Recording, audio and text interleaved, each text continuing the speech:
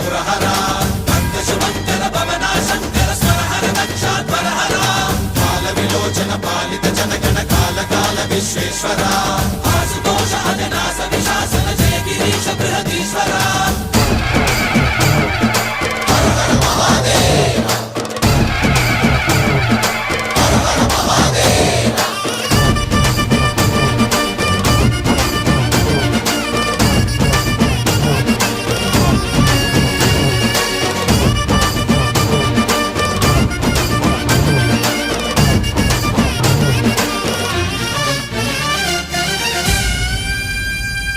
వ్యోమకేశనిను హిమగిరి వరసుత ప్రేమ పాశమున పిలువంగా యోగి వేషని మనసున కలగద రాగలేశమైన హే మహేశని.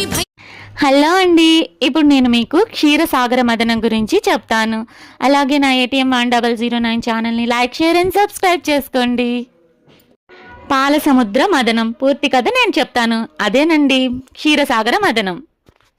హిందూ పురాణాలలో అత్యంత ప్రసిద్ధమైన కథలలో ఒకటి క్షీరసాగర మదనం. అమృతాన్ని పొందేందుకు దేవతలు మరియు అసురులు కలిసి చేసిన మహాప్రయత్నమే పాలసముద్ర మదనం. అసలెందుకు ఈ మదనం చేయాల్సి వచ్చిందంటే, ఒకసారి దూర్వాస మహర్షి ఇచ్చిన దివ్యమాలను ఇంద్రుడు గౌరవించలేదు. దీనికి కోపగించిన ఋషి దేవతలకు శాపమిచ్చాడు. ఆ శాపం ఏంటంటే, ఆ శాపం వల్ల దేవతల శక్తి తగ్గిపోయింది, అసురులు బలవంతులు అయ్యారు. దేవతలు విష్ణువు వద్దకు వెళ్లి సహాయం కోరారు. విష్ణువు ఇలా ఉపాయం చెప్పారు: అసురులతో కలిసి పాలసముద్రాన్ని మదించండి, అందులో నుంచి వచ్చే అమృతాన్ని తాగితే మీరు అమరులు అవుతారని చెప్పారు. మదనం ఎలా చేశారంటే, సముద్రంగా క్షీరసాగరాన్ని వాడారు. అదేనండి పాల సముద్రం. దాన్ని చిలకటానికి మందర పర్వతాన్ని తాడుగా వాసుకిని వాడారు.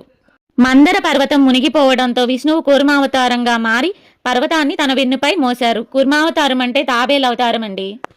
మదనం ప్రారంభంలోనే భయంకరమైన విషం హాలాహలం బయటపడింది. అది ప్రపంచాన్ని నాశనం చేసే శక్తి కలిగి ఉంది. అప్పుడు శివుడు ఆ విషాన్ని తాగి ప్రపంచాన్ని రక్షించాడు. ఆయన గొంతు నీలంగా మారింది, అందుకే ఆయనను నీలకంఠుడు అంటారు. మదనం వల్ల 14 దివ్యరత్నాలు బయటపడ్డాయి. వాటిలో ముఖ్యమైనది లక్ష్మీదేవి, చంద్రదేవుడు, కామధేనువు, ఐరావతము, పారిజాత వృక్షము, అప్సరసులు, చివరిగా అమృత కలశము. అమృతం కోసం పోరు. అమృతం వచ్చిన తర్వాత అసురులు దాన్ని తీసుకున్నారు. అప్పుడు విష్ణువు మోహిని రూపంలో వచ్చి అసురులను మాయ చేసి దేవతలకు అమృతాన్ని ఇచ్చాడు.